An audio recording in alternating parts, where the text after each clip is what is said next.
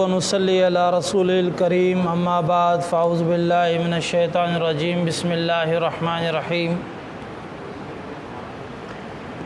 قد سمع اللہ قول التی تجادلک فی زوجها وتشتکی الی اللہ واللہ یسمع تحاورکما ان اللہ سمیع بصیر الذین یظاہرون منکم من نسائہم ما ہن امہاتہم ان امہاتہم الا اللائی ولدنہم وانہم لیقولون منکرا من القول وزورا وان اللہ لعفو غفور صدق اللہ العلی العظیم۔ معزز سامعین کرام،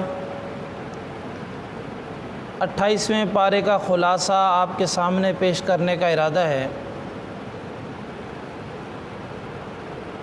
اس سپارے میں سورہ مجادلہ، سورہ حشر، سورہ تغابن اور دوسری صورتیں ہیں جن میں مختلف عنوانات پر بات کی گئی، جس کی ابتدا ہم سورہ مجادلہ سے جو مدنی صورت ہے، 22 آیتیں اور 3 رکوع اس میں ہیں۔ اس میں اللہ تبارک و تعالیٰ نے طلاق کے متعلق ایک بات کی۔ حضرت خولہ رضی اللہ تعالیٰ نے ایک صحابیہ تھی، ان کے شوہر نے ان کے ساتھ زہار کر لیا۔ زہار اصل میں ایک اسلام سے پہلے ایک طلاق تھی۔ کوئی شخص اپنی بیوی کو کہہ دیتا کہ تم میرے لیے اس طرح ہو جیسے میری ماں، یا تمہاری پشت میرے لیے ایسے جیسے میری ماں کی، تو اس طرح کہنے سے اس کی بیوی کو طلاق ہو جاتی تھی۔ تو حضرت خولہ رضی اللہ تعالیٰ عنہ کے شوہر نے یہ کہہ دیا، تو وہ بڑی پریشان، ان کے شوہر نے حضور سے بات کی کہ بھئی اب تو طلاق ہو گئی جیسے، کیونکہ ابھی تک اس کے بارے میں حکم کوئی نہیں آیا تھا۔ حضرت خولہ رضی اللہ تعالیٰ عنہ خود بھی بڑی عمر کی تھیں، بچے بھی تھے، اب اس کے بعد اب یہ جائیں تو کہاں جائیں؟ اللہ تبارک و تعالیٰ سے دعا کی، اللہ کے سامنے روئیں، گڑ گڑائیں، پھر حضور صلی اللہ علیہ وسلم کے پاس آئیں۔ اچھا، حضور کے پاس آئیں اور جا کر پھر یہ بات کی کہ یا رسول اللہ میرا کوئی ہے نہیں، شوہر ہے، بچے ہیں، میں کہاں جاؤں؟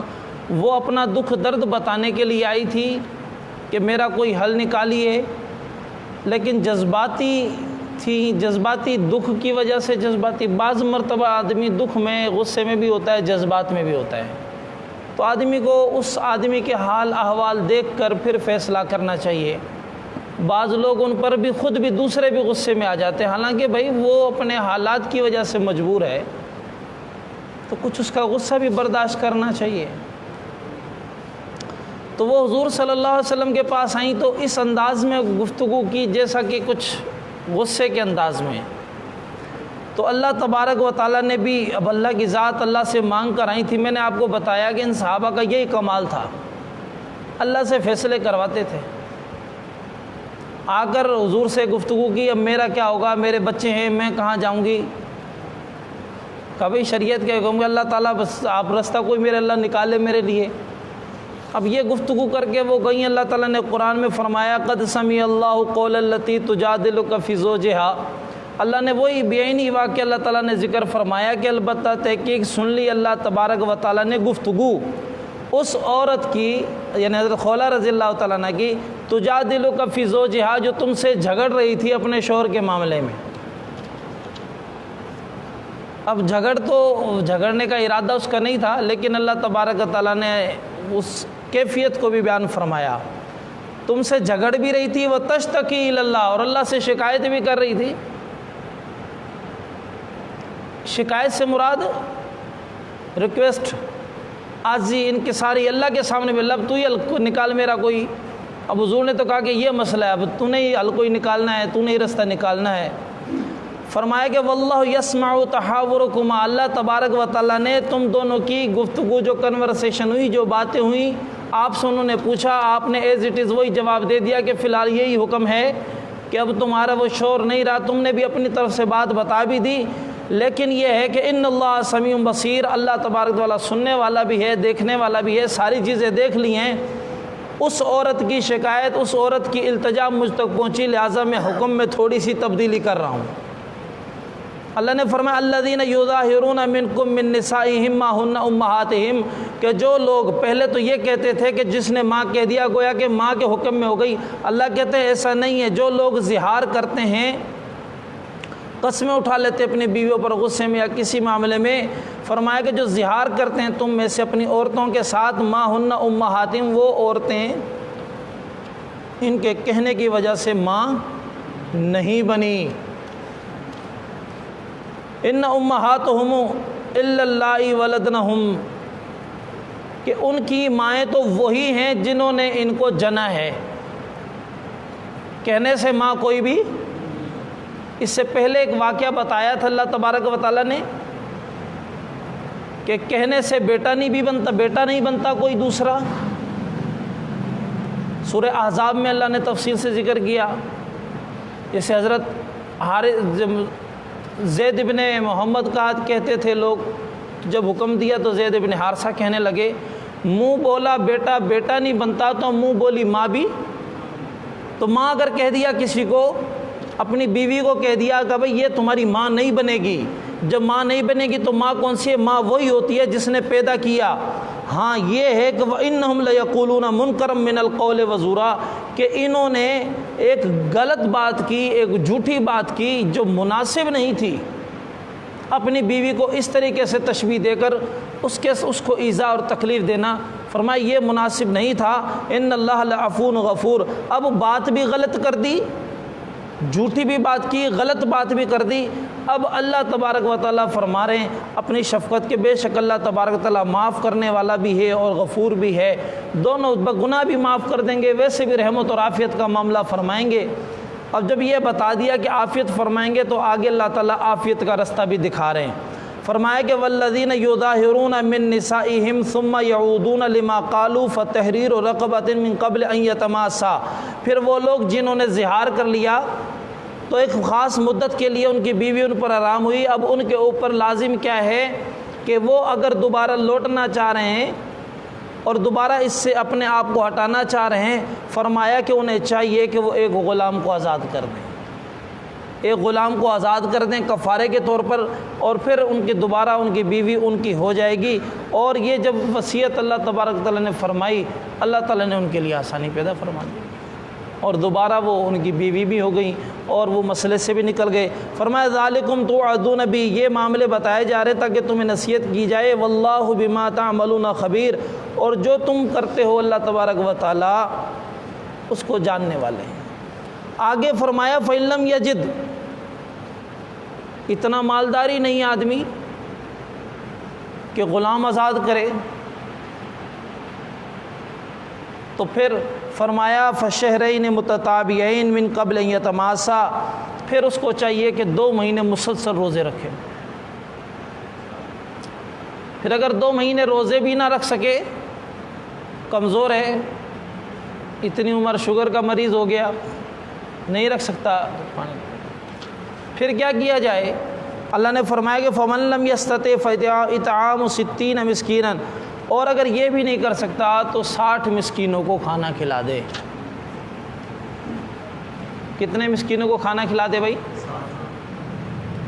یہ کھجور والے واقعہ ہی نہیں کہی ہے تو حضور نے کہا تھا کہ جاؤ تم یہ کھجور کا جی غریب کو صدقہ کر دو، انہی کے بارے میں آتا ہے۔ ذالک لتؤمنوا باللہ ورسولہ، یہ اس لیے کہ تم اللہ اور اس کے رسول پر ایمان لے کر آؤ۔ ان صحابی کو کہا یا رسول اللہ میرے پاس تو غلام نہیں، کہا غلام نہیں ہے تو جاؤ 60 روزے رکھو، جی کمزور ہوں، بوڑھا ہوں، میں کہاں رکھ سکتا ہوں۔ کہا 60 مسکینوں کو کھانا کھلاؤ، یا رسول اللہ کھانا بھی نہیں کھلا سکتا، یہ تھوڑے سے میرے پاس ہیں، کھجوروں کا غالباً ٹوکرا لے کر آئے کہ یہ ہیں، اگر کہیں تو یہ کر دوں۔ کہا جاؤ یہ غریبوں کہتے تو کہ رسول اللہ مجھ سے زیادہ غریب کوئی بھی نہیں، کہا جاؤ تم ہی کھا لو۔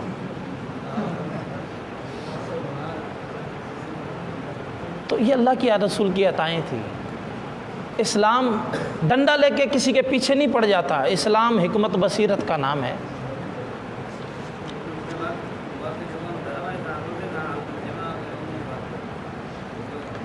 تو اللہ تبارک و تعالیٰ اس طرح کے معاملے بھی فرماتے ہیں۔ یہ شاید دوسرے صحابی کے ساتھ تھا، لیکن ان صحابی کے ساتھ بھی یہ عنایت ہوئی کہ جو انسان کر سکتا ہے، کفارے میں بھی جو کر سکتا ہے اس کا، اگر گنجائش نہیں ہے انسان مجبور ہو، شریعت اس وقت تک ہے جب تک آپ کی جان، آپ کی صحت ہے۔ اگر آپ کی جان پر بن جاتی ہے، اللہ تبارک و تعالیٰ حرام کھانے کی بھی اجازت دیتے۔ ریگستان میں جا رہا ہے آدمی، پینے کے لیے ایک گھونٹ پانی نہیں، سامنے دیکھا کہیں سے شراب کی بوتل پڑی ہوئی مل گئی، اب کیا کرے؟ نہ پیے تو پیاسا مر جائے، پیے تو حرام ہے شراب۔ اسلام کہتا ہے جان بچا لو، اس شراب کو پی لو، جان بچا لو۔ جان انسان کی ضروری ہے۔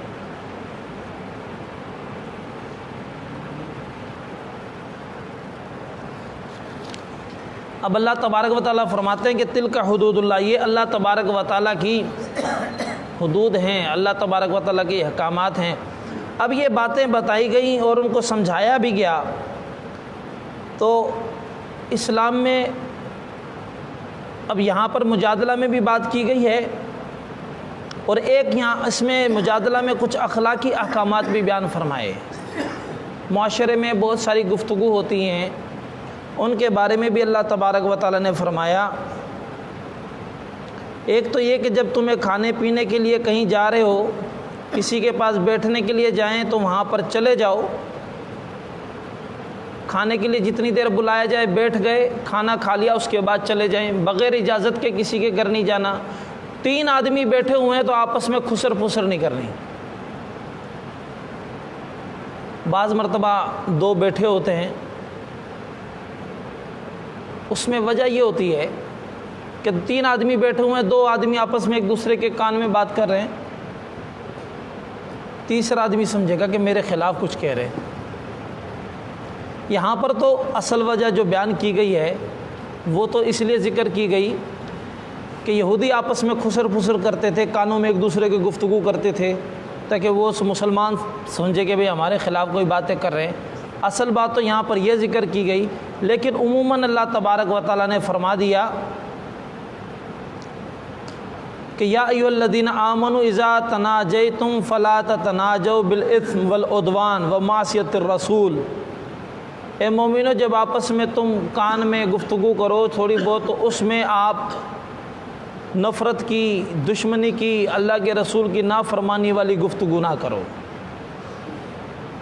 ہاں، وَتَنَاجَوْا بِالْبِرِّ وَالتَّقْوَىٰ، اگر کوئی ایسی بات کرنا چاہتے ہیں جو خیر خواہی اور بھلائی والی ہے، 3 بندے بیٹھے ہوئے ہیں، 2 بندے کہتے ہیں بھائی ایک کام کرو، جاؤ میرے گھر چلے جاؤ، وہاں پر دروازہ بجا دینا، اور دروازہ بجا کر انہیں کہہ دینا کہ جی 5000 روپے دے دیں، میں یہ جو اپنے بھائی بڑا پڑوس میں بیٹھے ہوئے ہیں بڑے ضرورت مند ہیں، میں ان کو دوں گا۔ خیر کی بات ہے یا نہیں ہے بھائی؟ اس کی اجازت ہے۔ خیر کی بات کے لیے کانوں میں خسر پسر کرنا ٹھیک ہے، مجلس بیٹھی ہوئی ہے وہاں پر گفتگو کرتے، دوسروں کو پتہ لگے گا، یہ بات میں اگر ظاہر کھول کر بیان کر دوں گا، اس کا جو اللہ تعالیٰ نے پردہ رکھا ہوا ہے وہ کھل جائے گا، اس وجہ سے کوئی بات کر رہے ہیں، اس کی اسلام نے اجازت دی ہے۔ باقی اگر ایسی باتیں کی جائیں کہ جس سے مسلمانوں کو نقصان ہو، اللہ تبارک و تعالیٰ نے ان چیزوں سے منع فرمایا ہے، اور فرمایا انما النجوى من الشیطان لیحزن الذین آمنوا، کہ یہ جو خسر پسر کانوں میں گفتگو کی جاتی ہے یہ شیطان کی طرف سے ہوتی ہے تاکہ مومنوں کو غمگین کیا جائے۔ وَلَيْسَ بِضَارِّهِمْ شَيْئًا إِلَّا بِإِذْنِ اللَّهِ، اور اللہ نے مسلمانوں کو بھی کہہ دیا کہ یہودی یا دوسرے جو خسر پسر کر کے اپنی الٹی سیدھی پلاننگ کر رہے ہوتے ہیں اور تم اس میں غمگین ہونے کی تمہیں ضرورت نہیں ہے۔ کیوں؟ لَيْسَ بِضَارِّهِمْ، یہ تمہیں نقصان نہیں دے سکتے، شیئا، ذرہ برابر بھی، کسی چیز کی نہیں، اللہ بِإِذْنِ اللَّهِ، مگر اللہ کے حکم سے۔ اگر اللہ کہہ دیں پھر تو ہو سکتا ہے، ویسے تکلیف نہیں دے سکتے۔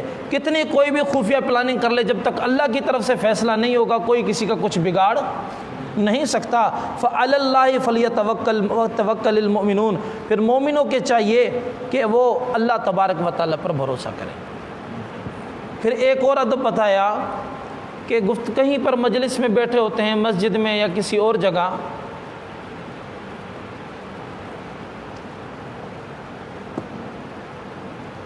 تو لوگ آتے رہتے ہیں۔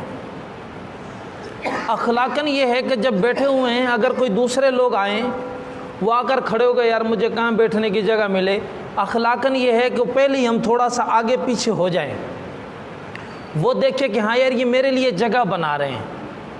یہ اخلاق ہے، مجلس کے آداب میں سے ہے۔ پوری مسجد بھری ہوئی ہے، 2-3 آدمیوں کی وجہ سے جگہ نکل سکتی ہے۔ کوئی آدمی وہاں سے آیا، ادھر سائیڈ والے تھوڑا سا سائیڈ ہو گئے، اس نے دیکھ لیا ہاں یار میرے لیے جگہ بن گئی ہے، وہاں پر اس کو بٹھا دینا، یہ اخلاق ہے۔ اور بعض مرتبہ یہ ہوتا ہے کہ مسجد میں یا کسی بیٹھک میں اور جگہ بھی ہوتی ہے، لیکن ہم اس کو تھوڑی سی سائیڈ ہو کر جگہ دے دیں، یہ عزت کا طریقہ بھی ہے، احترام کا طریقہ بھی ہے۔ اللہ نے بھی فرمایا یا ایھا الذین آمنوا اذا قیل لکم تفسحوا فی المجالس فافسحوا یفسح اللہ لکم، جب تمہیں کہا جائے مجلس میں کشادگی پیدا کر لو تو کشادگی پیدا کر لیا کرو۔ عموماً یہ ہوتا حضور صلی اللہ علیہ وسلم کسی مجلس میں بیٹھے ہوتے اور پھر لوگ آیا کرتے تھے، تو اگر کوئی جگہ نہ ہو تو حضور کو بتا دیا کہ وہ صحابہ کو بھی تعلیم دے دی کہ بھی تم تھوڑی تھوڑی جگہ بنا لیا کرو، جب تم یہ کر لو گے اللہ تبارک و تعالیٰ بھی تمہارے لیے کشادگی پیدا کر دیں گے۔ اور فرمایا کہ اب مجلس میں بیٹھے ہیں، وہاں پر بیٹھ گئے اور گفتگو ہو گئی، پھر کوئی کھانا یا کوئی بھی پروگرام تھا، کھانا پینا کھا لیا، اب کھانا پینا کھانے کے بعد پھر کہا جائے بس اب فانتشروا، بھئی اب چلے جاؤ، تو پھر اٹھ کے چلے جائیں۔ فرمایا کہ وَإِذَا قِيلَ انشُزُوا فَانشُزُوا يَرْفَعِ اللَّهُ الَّذِينَ آمَنُوا مِنكُمْ وَالَّذِينَ أُوتُوا الْعِلْمَ دَرَجَاتٍ، اور جب تمہیں کہا جائے کہ بھائی تم یہاں سے چلے جاؤ، کھانا پینا کھا لیا، تو پھر بس اٹھ کے آ جایا کرو۔ تو معلوم ہوا جب مجلس میں بیٹھے ہوں کوئی دوسرا آ جائے تو فوراً اس کو اخلاقاً آداباً جگہ دینی چاہیے، اور جب ہو جائے کام، جس کام کے لیے آئے ہیں، گفتگو کے لیے آئے، بیٹھنے کے لیے آئے، کھانے کے لیے آئے، کام ہو گیا اس کے بعد اٹھ کر چلے جائیں۔ مسلسل بیٹھے رہنا وہ صاحب مجلس والے کو بھی تکلیف ہوتی ہے، اس کو بھی دوسرے کام ہوتے ہیں۔ اس طرح کی باتیں اللہ تبارک و تعالیٰ یہ جو بتا رہے ہیں، یہ بتانے کا مقصد یہی ہے کہ ہم سب اپنے اخلاق اور آداب کو بھی بہتر بنا لیں، ہماری مجلسیں بھی بہت اچھی ہو جائیں، اور ہم آپس میں پیار محبت کے ساتھ رہیں۔ زندگی میں جب آداب ہوتے ہیں تو پیار بھی ہوتا ہے، اگر آداب نہ رہیں تو پھر پیار بھی نہیں رہتا۔ بتکلف ادب کرنا چاہیے، بتکلف گفتگو ہونی چاہیے، اس میں اہتمام ہونا چاہیے۔ آج کل ہمارے ہاں معاشرے میں یہ ہے کہ بھئی ہم تو بہت گہرے دوست ہیں، لہذا ہمارے اندر کوئی تکلف نہیں ہے۔ اڑے ہیڈیا تھی بڈی نہ تمہارے کاڈے ہوئے، اب یہ اس طرح کی گفتگو، ارے بے حیا آدمی تجھے اتنی دیر سے میں انتظار کر رہا ہوں۔ اب کوئی مہذب آدمی آ گئے، بھائی کیسے گفتگو کرے، ارے نہیں بھائی ہمارا آپس کا مذاق چلتا ہے، ہم بہت فری ہیں، اساں بھائی گھاٹا دوست ہیں، اساں میری گال مذاق ہلدی رہندی ہوں۔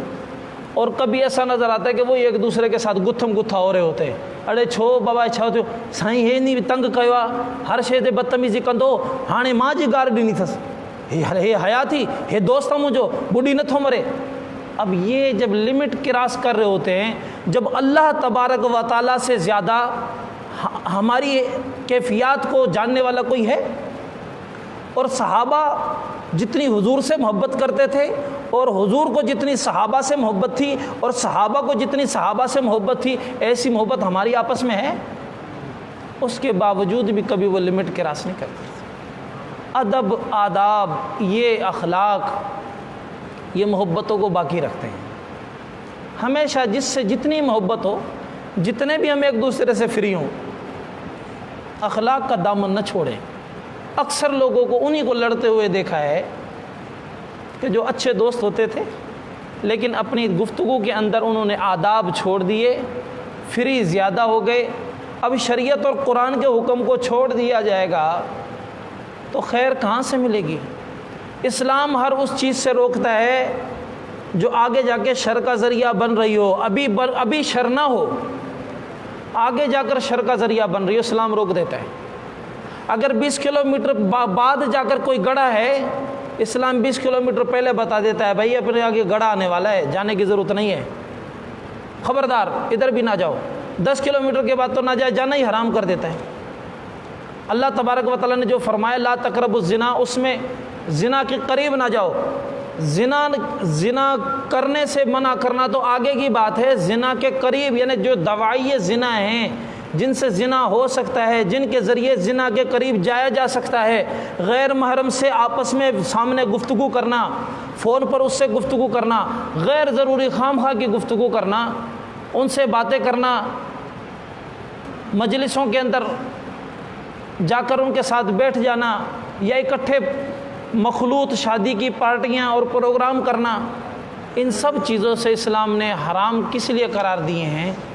کیونکہ وہ جو بڑا گناہ ہے جس سے زمین اور آسمان کانپ جاتے ہیں، اللہ ان سے روک رہا ہوتا ہے۔ تو اس لیے ان آداب کے بارے میں اللہ تبارک و تعالیٰ نے تفصیل سے بیان فرمایا ہے کہ اس طرح کی چیزیں نہ کی جائیں، کیونکہ جب انسان یہ کام کر رہا ہوتا ہے تو پھر انسان کو خود ہی وہ تکلیف اور پریشانی پہنچ رہی ہوتی ہے۔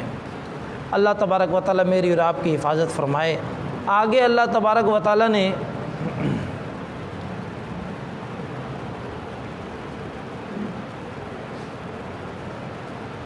سورہ حشر کے بارے میں بیان فرمایا کہ اس کے اندر یہ بتایا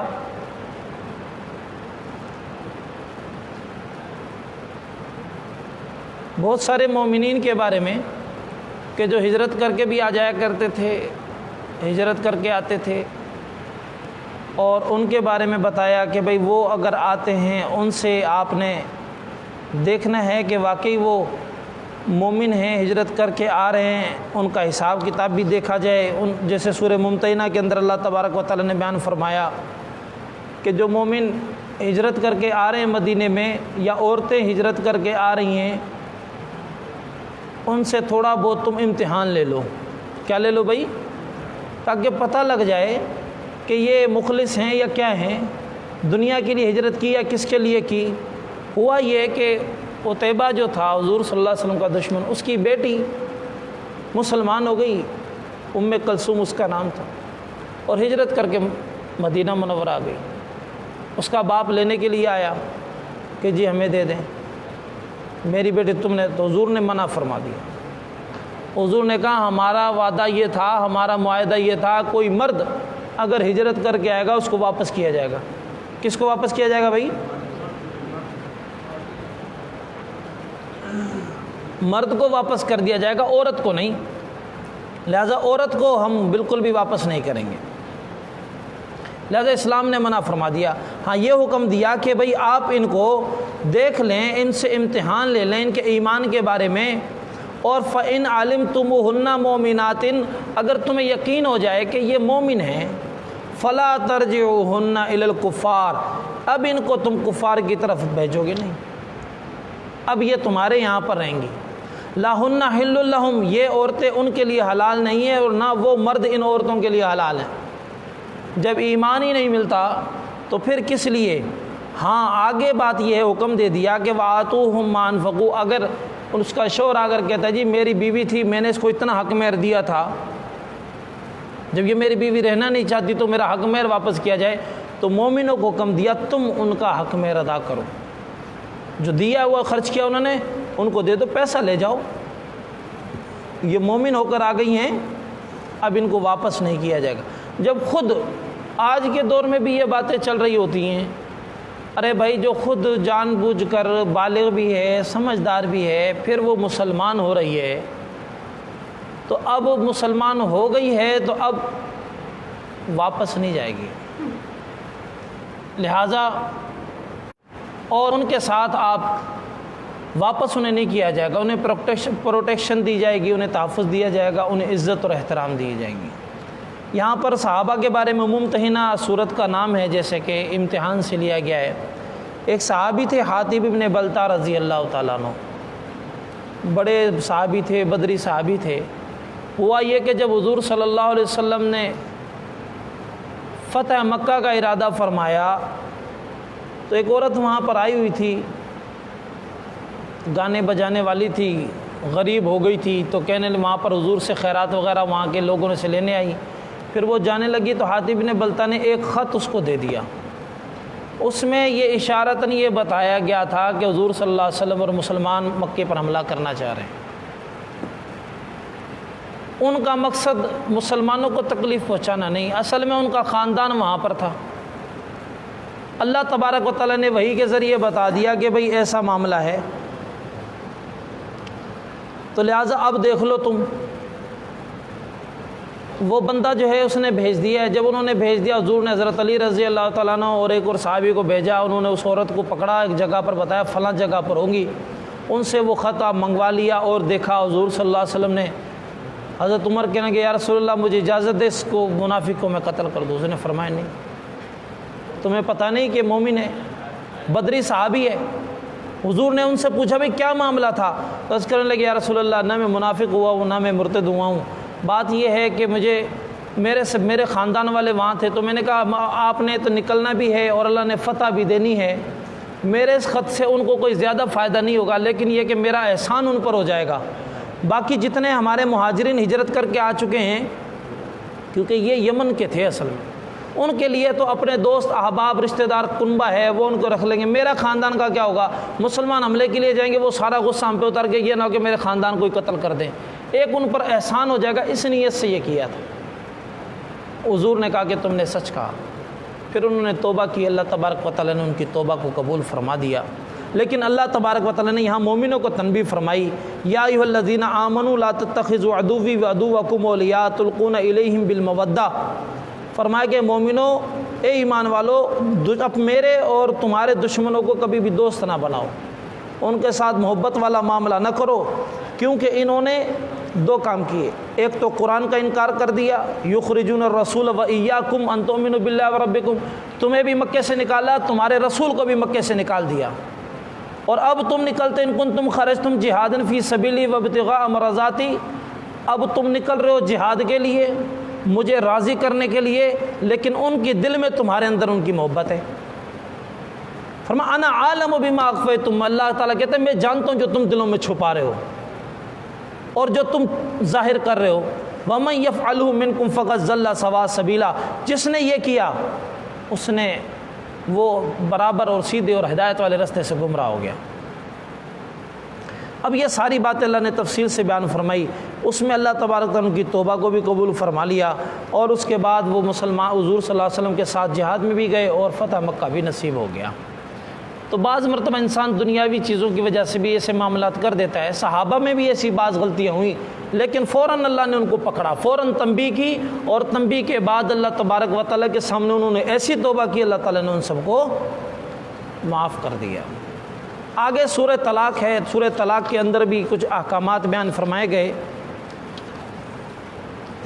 اور اس طلاق میں بھی ایک طلاق کا طریقہ بیان فرمایا کہ فرمایا یا ایھا النبی اذا طلقتم النساء فطلقوهن لعدتهن واحصوا العدۃ، یعنی جب طلاق دینا چاہو تو ایک طلاق اس کو دے دو اور اس کے بعد اس کو عدت میں بیٹھنے دو، 3 مہینے اپنے گزار لے، اس کے بعد اپنے گھر چلی جائے۔ بہترین سنت طریقہ یہی ہے۔ اسلام طلاق کو پسند نہیں کرتا، لیکن مجبوراً جب آپس میں ٹھا نہ ہو سکے، آپس میں زندگی بہترین نہ گزر سکے، تو اللہ تعالیٰ کہتا ہے کہ خیر اور عافیت سے دونوں جدا ہو جاؤ، یہ نہ ہو کہ اور مسئلے بڑھیں اور آپس میں دشمنیاں ہوں، دونوں جدا ہو جاؤ خیر اور عافیت سے۔ اسلام میں ویسے ہی طلاق ابغض المباحات ہے، لیکن اس کے باوجود بھی اسلام مجبوراً بھی، کیونکہ مجبوراً ایسی بات جگہ آتی ہے جہاں انسان مجبور ہو جاتا ہے، اللہ نے اجازت دی۔ بعض لوگ جیسے ہندو مذہب والے یا پھر عیسائی مذہب والے کہتے ہیں کہ جی طلاق اچھی چیز نہیں ہے، اس لیے ہمارے مذہب میں بھی نہیں ہے۔ ارے بعض چیزیں اچھی نہیں ہوتی لیکن معاشرے کی ضرورت ہوتی ہیں۔ کسی کو قتل کرنا اچھا نہیں، لیکن قاتل کو قتل کرنا اچھا ہے، معاشرے کو زندہ رکھنا ہے۔ اللہ نے اس کی اجازت دی، ان مذاہب نے نہیں مانا، آج بھی وہ مذاہب کہتے ہیں کہ یہ طلاق ہونی چاہیے۔ ہندو مذہب میں طلاق نہیں، لیکن ہندوؤں میں طلاق ہے، میں نے پہلے بھی بتایا تھا۔ عیسائی مذہب میں طلاق نہیں، عیسائیوں میں طلاق ہے۔ پھر کیا کرتے ہیں؟ کورٹ میں چلے جاتے ہیں، کورٹ طلاق دے دیتی۔ اسلام میں طریقہ جو ہے وہ یہی ہے کہ ایک طلاق انسان دے دیتا ہے کوئی بھی، اس کے بعد 3 مدت اس کے گزر جائیں، اگر وہ حاملہ ہے اور وہ حاملہ ہے تو پھر تو ایک الگ بات ہے، پھر تو وہ حمل جیسی فارغ ہوگی تو اس سے پھر طلاق وہ مکمل ہو جاتی ہے اس کی عدت۔ ادروائز جو ہے 3 حیض گزر جائیں تو اس میں عدت پوری ہو جاتی ہے، اور بہترین طریقہ بھی یہی ہے۔ اس کے علاوہ جو دوسرے طریقے، جو ظلم والے طریقے، ایک دم جو اپنی بیویوں کو طلاق دے دیتے ہیں، اسلام نے اس کو ناجائز بھی قرار دیا، اس کو حرام بھی قرار دیا، اور وہ قابل جرم ہے، وہ انہیں قابل ایسے کہ سزا جرم ہے۔ اس پر حکومت کو بھی کچھ نہ کچھ کوشش کرنی چاہیے، کوئی نہ کوئی ایسا قدم اٹھائے تاکہ اس طرح کے ظلم نہ کیے جائیں۔ پھر وہ 80% سے زیادہ، میں نے پہلے 90% بتایا تھا، وہ لوگ پچھتاتے ہیں، جذبات میں دے دیتے ہیں طلاقیں اور پھر پچھتا رہے ہوتے ہیں۔ اللہ تبارک و تعالیٰ ہم سب کو اسلام کے احکامات سیکھنے کی توفیق عطا فرمائے۔ جس طریقے سے شادیوں میں دوسری چیزیں الوال، تو اس طرح شادی میں نکاح کا طریقہ اور طلاق کے طریقے بھی سیکھ لینے چاہیے، پتہ تو ہوں۔ اگر کوئی مولوی صاحب کہہ دیتا ہے بھائی شادی، بیٹے کی شادی کرنے آئے ہو جی، نکاح پڑھانا ہے، تو اگر مولوی صاحب اس والد کو کہہ دے بھائی اپنے بچے کو تم نے طلاق اور ان چیزوں کے مسئلے سکھائیں، وہ کہے گا مولوی صاحب کیا بات کرتے ہیں، ابھی نکاح کروا رہا ہوں تم طلاق کی بات کر رہے ہو۔ وہ مولوی صاحب پر غصہ ہو جاتے ہیں، مولوی صاحب پر کہ جی مولوی صاحب، ارے بھائی مولوی صاحب تو تمہیں بتا رہا ہے۔ پھر خدا نخواستہ کبھی آپس میں میاں بیوی ان کی جھگڑے ہو جاتے ہیں اور پھر وہ نہ بن سکے اور غلط طریقے سے ایک دم 3 طلاق دے دی، پھر مولوی صاحب کے پاس وہی باپ آئے گا، صحیح مہربانی کریں۔ ارے بھائی مہربانی تو میں کر ہی رہا تھا، اس وقت میری بات مان لیتے، تمہارے بیٹے کو صحیح طلاق کا طریقہ پتہ ہوتا تو وہ آج 1 طلاق دیتا، پھر تم میرے پاس آتے، میں خوشی سے کہہ دیتا کہ اس کو رجوع کرا دو، بس بات ختم ہو گئی۔ اس وقت تمہیں تو لگا کہ میں اسلام کے ہی خلاف بات کر رہا ہوں، ارے اسلام کے عین موافق بات کر رہا تھا۔ جب قرآن میں طلاق کے مسائل بیان کیے گئے تو ہمیں اور آپ کو سیکھنے میں کیا مسئلہ ہے؟ کیوں نہیں سیکھتے؟ جب نہیں سیکھتے تو پھر یہ آفتیں گلے پڑ جاتی ہیں۔ ہمارا میڈیا، ہمارا معاشرہ غلط طریقے طلاق کے اور دوسری معاشرت کے دکھاتا ہے۔ آج کل کے ڈراموں میں یہی بے حیائیاں ہیں اور ایسا ظلم ہے، جو گھر دکھایا جائے گا ساس اور بہو لڑی ہوئی دکھائی جائیں گی، نند اور بہو کا بھی جو ہے وہ بھابھی آپس میں لڑتی ہوئی نظر آئیں گی۔ اگر میاں بیوی ہوں گے تو وہ آپس میں پیار نہیں تو وہ شوہر کسی اور کی طرف نظر مارتا ہوا نظر آئے گا، نہیں وہ نظر نہیں آئے گی تو بیوی۔ سارے گند جو ہے وہ ان ڈراموں اور ان فلموں میں بھر دیا ہے، اور ہمارے بچے اور بچیاں شروع سے ہی وہ چیزیں دیکھ رہی ہوتی ہیں، تو اسی طرح گھروں کا بھی منہ کالا ہو جاتا ہے، معاشرے کا بھی کھانا خراب ہو رہا ہے۔ اللہ تعالیٰ ان لوگوں کو بھی ہدایت دے، اللہ تبارک و تعالیٰ ان کو توفیق دے کہ کوئی خیر کی باتیں پھیلائیں۔ گند جو کرنے ہیں کرتے رہے، لیکن کم از کم ایسی چیزیں تو نہ پھیلائیں کہ گھر برباد ہو جائیں۔ اللہ تبارک و تعالیٰ مجھے اور آپ کو عمل کی توفیق عطا فرمائے اور دنیا اور آخرت کی بھلائیاں نصیب فرمائے۔ الحمدللہ رب العالمین والعاقبۃ للمتقین والصلاۃ والسلام علی خیر خلق محمد وعلی الصحابہ اجمعین۔ یا حی یا قیوم برحمتک نستغیث، یا حی یا قیوم برحمتک نستغیث۔ اے اللہ ہم سب کے گناہوں کو معاف فرما، ہماری کمی کوتاہیوں کو معاف فرما۔ یا اللہ حضور صلی اللہ علیہ وسلم کی اطاعت نصیب فرما۔ یا اللہ حضور صلی اللہ علیہ وسلم کے بتائے راستے پہ چلنے کی توفیق نصیب فرما۔ یا اللہ رمضان کی مبارک راتوں میں تیرے آگے گڑ گڑا کر مانگنے کی توفیق نصیب فرما۔ اے اللہ ہم سب کی بخشش فرما۔ اے اللہ ہم سب کی توبہ کو قبول فرما۔ یا اللہ قرآن سمجھنے سمجھانے کی توفیق نصیب فرما۔ یا اللہ قرآن پر عمل کرنے کی توفیق نصیب فرما۔ یا اللہ بیماروں کو شفا عطا فرما، قرض داروں کو قرض سے نجات نصیب فرما۔ یا اللہ تمام مسلمانوں کی جائز حاجات کو پورا فرما۔ جہاں جہاں مسلمان مظلوم ہے اللہ ان کی مدد و نصرت فرما، ان کے دشمنوں کو تہس نہس فرما، تباہ و برباد فرما۔ یا اللہ ملک پاکستان کی بھی حفاظت فرما۔ یا اللہ خیر و عافیت کا معاملہ فرما۔ یا اللہ رمضان میں کی برکت سے اللہ جتنے بھی دنیا سے جا چکے ہیں، اللہ جتنے مومن اللہ سب کی کامل مکمل مغفرت فرما، سب کو جنت الفردوس میں اعلیٰ مقام عطا فرما، مسلمانوں کو بھی اطاعت عطا فرما۔ یا اللہ تمام مسلمان حکمرانوں کو بھی اسلام پر چلنے کی توفیق نصیب فرما، ان کو بھی ایمانی غیرت نصیب فرما۔ یا اللہ اسلامی محبت نصیب فرما۔ صلی اللہ تعالیٰ علی خیر خلقہ محمد وعلی صحابہ اجمعین برحمتک یا ارحم الراحمین۔ آمین آمین آمین۔ لا الہ الا اللہ محمد رسول اللہ۔ اللہ بیٹھنا قبول فرما۔